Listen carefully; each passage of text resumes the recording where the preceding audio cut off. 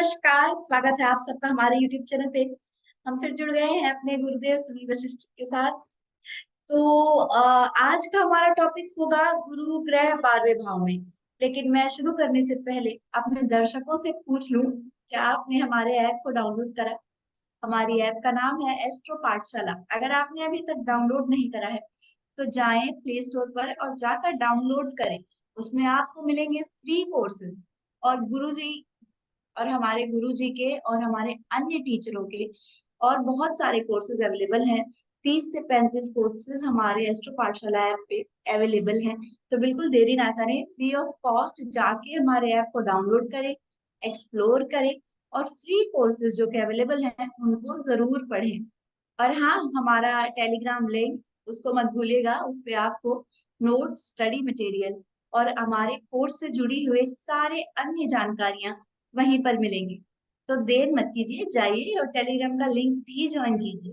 तो सर हमें बताइए कि गुरु ग्रह का क्या प्रभाव होता है खाना नंबर 12 में। देखिए दीपिका, गुरु ग्रह अगर किसी व्यक्ति की जन्म कुंडली में 12वें भाव में हो तो लाल किताब उसके बारे में क्या बोलती, कुछ जी। हिदायतें देती है, कुछ प्रिकॉशंस बताती है, कुछ उपाय बताती है और ये समझाती है कि ऐसे व्यक्ति को किस प्रकार का जीवन जीना चाहिए। हम आगे बढ़े इससे पहले थोड़ा सा हम समझ लें। लाल किताब के अनुसार 12वां जो भाव है वो गुरु ग्रह का अपना ही भाव है। अच्छा। परंतु यहाँ पर राहु ग्रह का भी प्रभाव है, यानी कि खाना नंबर 12 दो ग्रहों के प्रभाव में होता है। एक गुरुदेव बृहस्पति और राहु। ये एक ऐसा भाव है जहां पर शुक्र ग्रह उच्च के हो जाते हैं। यह वह खाना है जहां पर केतु ग्रह अच्छा माना जाता है। परंतु इसके विपरीत 12वें भाव में यदि बुध ग्रह बैठे लाल किताब के अनुसार तो वो नीच राशि का माना जाएगा, यानी अच्छा। कि कमजोर माना जाएगा। तथा 12वें भाव में राहु हो तो भी उत्तम नहीं माना जाएगा। ये तो इसकी को समझाने का एक तरीका है कि 12वां भाव में कौन सा ग्रह उत्तम है, कौन सा अच्छा नहीं है। अब हमें लाल किताब ये समझा रही है कि जिस भी व्यक्ति का गुरु 12वें में बैठा हो वो व्यक्ति दिल से साफ सुथरा नेक नियत वाला होना चाहिए। बुरे का भी भला करके चलने वाला व्यक्ति जीवन में बहुत कामयाबी हासिल करता है। ऐसे व्यक्ति को भूल करके भी लड़ाई झगड़ों में नहीं पड़ना चाहिए। ऐसा व्यक्ति उत्तम ज्ञानी होता है और वैरागी भी होता है, इंटेलिजेंट होता है, अध्ययनशील मननशील होता है। और लाल किताब में तो यहां तक कहा गया है, पीपल का हरा दरख्त, दरख्त का मतलब पेड़, यानी कल्पना की गई है अगर किसी का 12वें भाव में बैठा हुआ गुरु उत्तम कोटि का है तो हरे पीपल की तरह है, जिसमें बड़ी ताकत है, बड़ी क्षमता है। हजारों पक्षी पीपल के पेड़ पर पनाह लेते हैं। सभी का भला करके चलने वाला होता है, सभी की मदद करके उसको चलना चाहिए। कभी कभी ऐसे जातकों को ये मन में ख्याल आता है, यार मैं सभी का भला करता जा रहा हूं, हर एक की बड़ाई कर रहा हूं, हर एक के लिए फायदा पहुंचा रहा हूं, पर मुझे कुछ नहीं मिल रहा। जी बिल्कुल है। इसलिए वो बीच में गड़बड़ी करना शुरू कर देता है और वहां पर से वो अपने रास्ते खुद बंद कर लेता है। लाल किताब के सूत्र के अनुसार गुरु ग्रह 12वें में उतना ही बढ़िया होगा जितना कि राहु ग्रह श्रेष्ठ होगा। यानी कि अच्छा। अगर राहु ग्रह अच्छा हो, कुंडली में मजबूत हो, ताकतवर हो, अच्छे भाव में बैठा हो, तो निश्चित रूप से यहां का बैठा हुआ गुरु भी उत्तम परिणाम देने वाला हो। लाल किताब के अनुसार ऐसे जातकों को मेडिटेशन जरूर करना चाहिए, ध्यान हम्म। लगाने की कला जरूर सीखनी चाहिए। पूरे जी। दिन में 2 बार मेडिटेशन करें। कहते हैं चुप समाधि, यानी कि समाधि का एहसास करने वाला हो, शांत रहने वाला हो, चुप रहने वाला हो, तो सोने की वर्षा अर्थात धन बरसता है। माया का त्यागी, यानी कि मोह माया से अगर दूर रहे, मोह माया का त्याग करता रहे, तो निश्चित रूप से ऐसे व्यक्ति के पास धन की कभी कमी नहीं रहती। ऐसे लोगों को झूठ बोलने से, झूठी गवाही देने से, चोरी करने से बचना चाहिए और मुफ्त में कुछ भी नहीं लेना चाहिए। ऐसे लोगों की जो किस्मत की बुनियाद होगी वो पाठ पूजा होगी। यानी ऐसा व्यक्ति जितनी पाठ पूजा करेगा, जितना धर्म कर्म करेगा, जितने धार्मिक अनुष्ठान करेगा, उतना ही उसकी किस्मत उसका साथ देगी।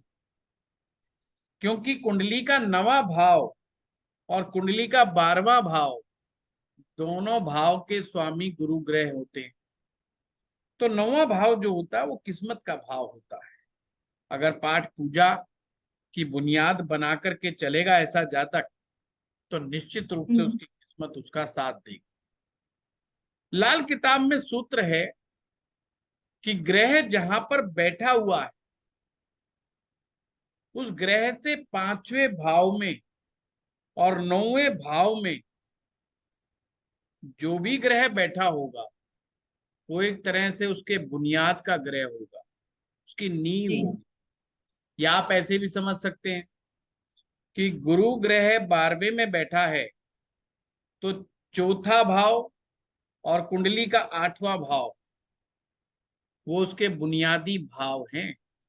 यानी कि अष्टम भाव में बैठा हुआ ग्रह अगर गुरु ग्रह का शत्रु होगा, तो गुरु ग्रह को अंदर से खोखला कर देगा, यानी कि कमजोर कर देगा। और अगर गुरु 12वें में बैठ करके कमजोर हो जाए, ये ध्यान रखना कि गुरु 12वें में बैठ के यदि कमजोर हो जाए तो शिक्षा अधूरी छूट जाती। पढ़ा हुआ हम्म। व्यक्ति के काम नहीं आता।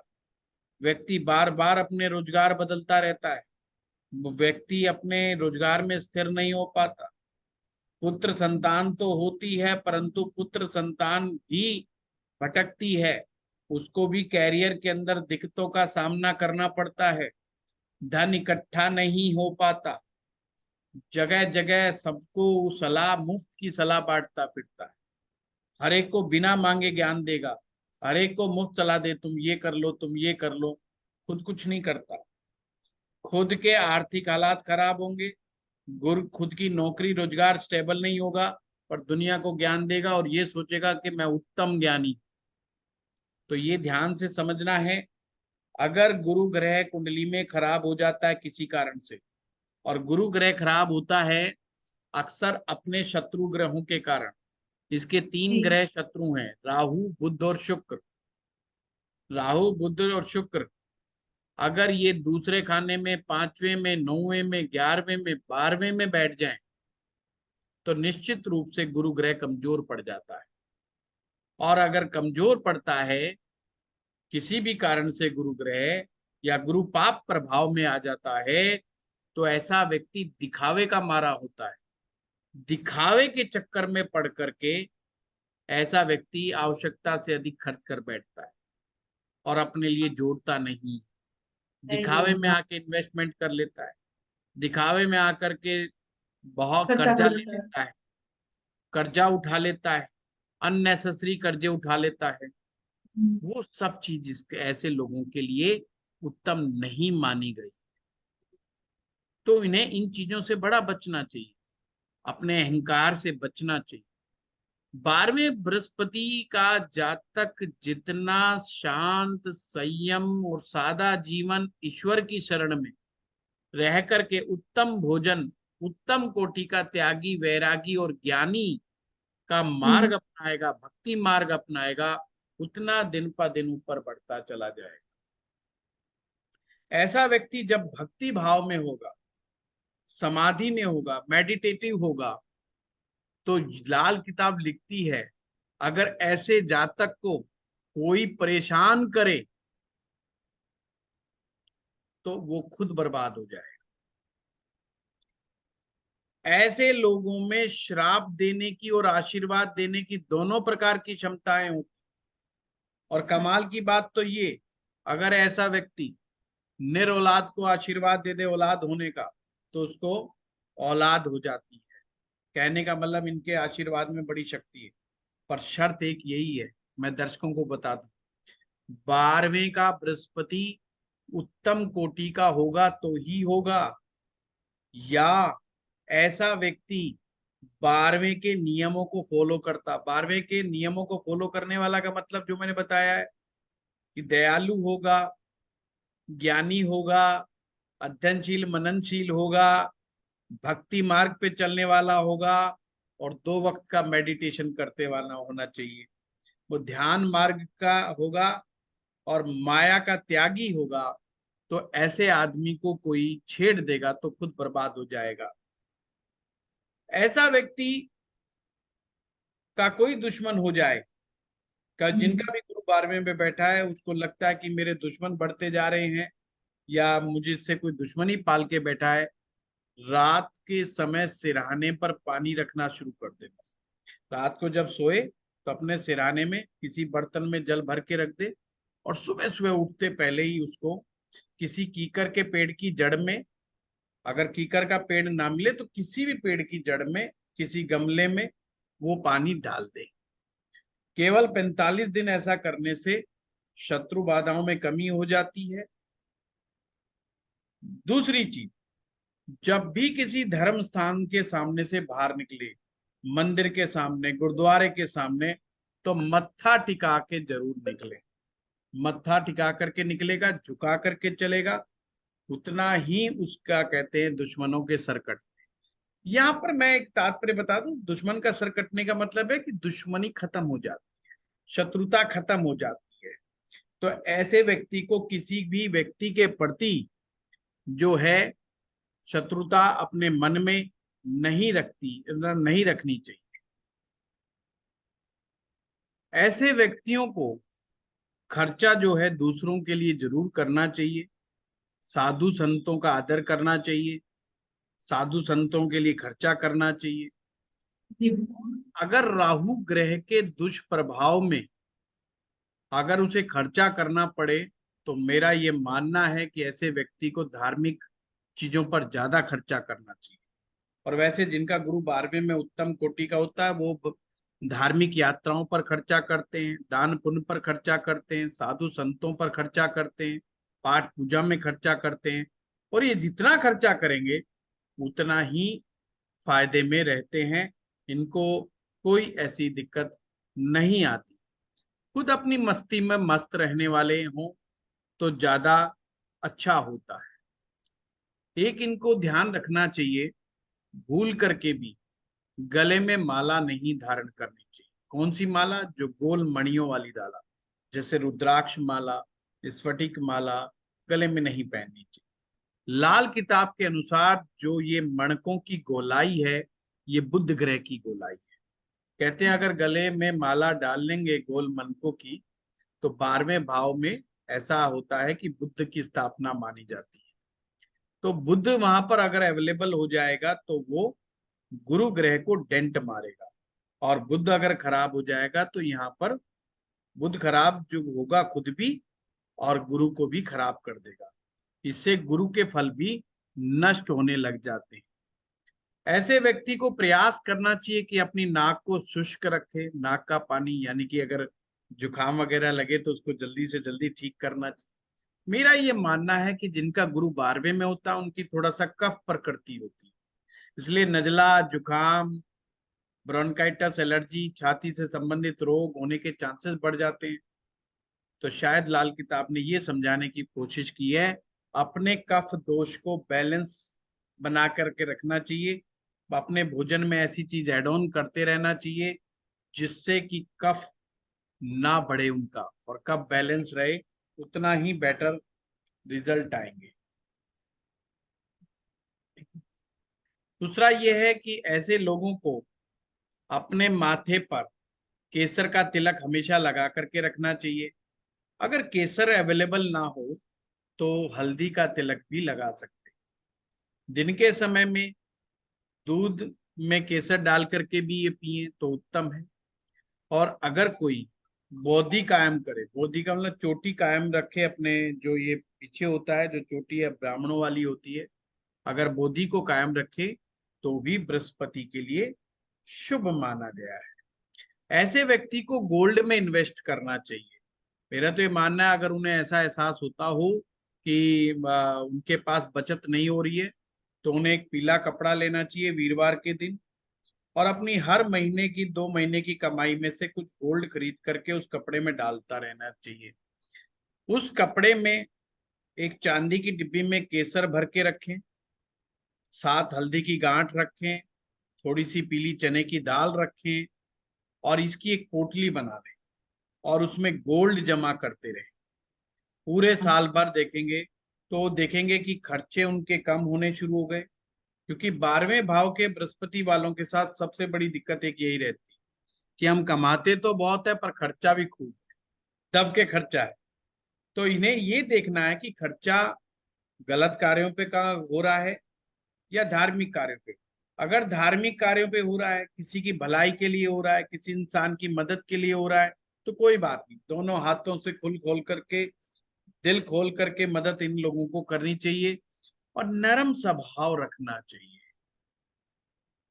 पीपल के पेड़ की सेवा इन लोगों को करते रहना चाहिए। अधिक से अधिक पीपल के पेड़ लगाना चाहिए, पीपल के पेड़ को मतलब सींचना चाहिए। धर्म स्थान का आदर करना चाहिए, धर्म स्थान के लिए कुछ ना कुछ डोनेट करते रहना चाहिए, तीर्थ यात्राएं जरूर करते रहना चाहिए, और उत्तम किसी ज्योतिषाचार्य से मिल करके ये भी समझ लेना चाहिए कि क्या इनको पीला पुखराज पहनना चाहिए कि नहीं पहनना चाहिए। 12वें भाव के बृहस्पति वालों के लिए कभी पीला पुखराज सूट करता है और कभी नहीं भी करता है। 12वें भाव में गुरु अगर उत्तम होगा तो उत्तम घर गृहस्थी का सुख मिलेगा, अपनी घर गृहस्थी को बहुत एंजॉय करेगा। अन्यथा अगर यहाँ पर बैठा हुआ गुरु ठीक नहीं है तो घर गृहस्थी को बिगाड़ देगा, तबाह कर देगा, खराब कर देगा। पति पत्नी के बीच में बहुत बड़ा विवाद, तनाव पैदा हो सकता है। बार बार ये लोग ऐसी कमी महसूस करते हैं कि हमारी मैरिज लाइफ गड़बड़ है, हमारी मैरिज लाइफ गड़बड़ है, तो इनको विवाह का सुख में काफी कमियां महसूस होती है। मैं थोड़ा नट सेल में समझा दूं। अगर गुरु 12वें भाव के गुरु को समझना हो तो 2-3 मुद्दों का ध्यान रखना है। पहली बात, राहु को देखना है। अगर कुंडली में राहु उत्तम कोटि का है तो धन दौलत की कोई कमी नहीं होगी उसके पास। वो इंसान अपने बुद्धि से, अपनी मेहनत से धन कमाता हुआ चला जाएगा। अगर राहु खराब हो गया तो वो दिखावा करेगा, पैसे को वेस्ट करेगा, धन को वेस्ट करेगा, बार बार दिक्कतों में आता रहेगा और दिखावे के चक्कर में बहुत सारा पैसा बर्बाद करेगा। फालतू बोलने वाला होगा, वाचाल बुद्धि होगा, बिना मांगे सलाह देगा, लोगों को बिना मांगे सलाह देने वाला व्यक्ति होगा और बहुत ज्यादा बोलने वाला होगा। वो चीज उसको नहीं करनी चाहिए। दूसरा, उसको ये भी देखना है कि बुध ग्रह अच्छा हो। अगर कुंडली में बुध अच्छा है तो भी उसको बहुत मदद मिलती है। अगर केतु अच्छा हो गया तो वो कहना ही क्या, क्योंकि फिर केतु अगर अच्छा होगा, केतु को धर्म की पताका कहा गया है, केतु अपने आप ही उसको धर्म के मार्ग के ऊपर लेकर के जाएगा। और धर्म के मार्ग पर ऐसा व्यक्ति जितना ज्यादा चलेगा जिंदगी में तरक्की उन्नति बहुत ज्यादा करता है। तो दीपिका, उन्हें किन चीजों का पालन करना चाहिए? दयालु रहना चाहिए, नरम स्वभाव रहना चाहिए, लोगों की मदद करनी चाहिए, मेडिटेशन डेली करना चाहिए, पाठ पूजा करते रहना चाहिए, तीर्थ यात्रा पे चलते रहना चाहिए। कुल मिलाकर के 12वें बृहस्पति को कहा है कि जितना उत्तम कोटि का जीवन, सदाचारी जीवन, दिव्य गुणों से प्रभावित जीवन ये लोग जीते हैं, उतना ही तरक्की उन्नति करते चले जाते हैं और इनके पास धन की कमी नहीं रहती। अन्यथा तो ये फिर बड़े परेशान भी होते हैं। बीमारियों के अंदर कफ के रोग इनको बड़ा परेशान कर जाते हैं। अगर और मोटापे से इनको बचना चाहिए, डायबिटीज से इनको बचना चाहिए, क्योंकि मोटापा, शुगर, ये सब चीजें इनको बहुत परेशान कर सकती हैं। इनको कई तरह के रोग लग सकते हैं। खान पीन के बड़े शौकीन होते हैं, खाने पीने में कोई कमी नहीं छोड़ते, टेस्ट के गुलाम होते हैं। ऐसे में थोड़ा सा वैरागी हो, संयम रखने वाला हो, तो बहुत कुछ ऐसे लोग कर सकते हैं। क्या? ओके गुरुजी, आज मैं उम्मीद करती हूँ हमारे दर्शकों का कंसेप्ट काफी क्लियर हो गया होगा 12वें भाव के गुरु के बारे में। तो चलिए फिर मिलेंगे आपसे अगली वीडियो में। आपकी अगर कुछ सजेशंस हो तो आप हमें कमेंट बॉक्स में जरूर बताएं। धन्यवाद।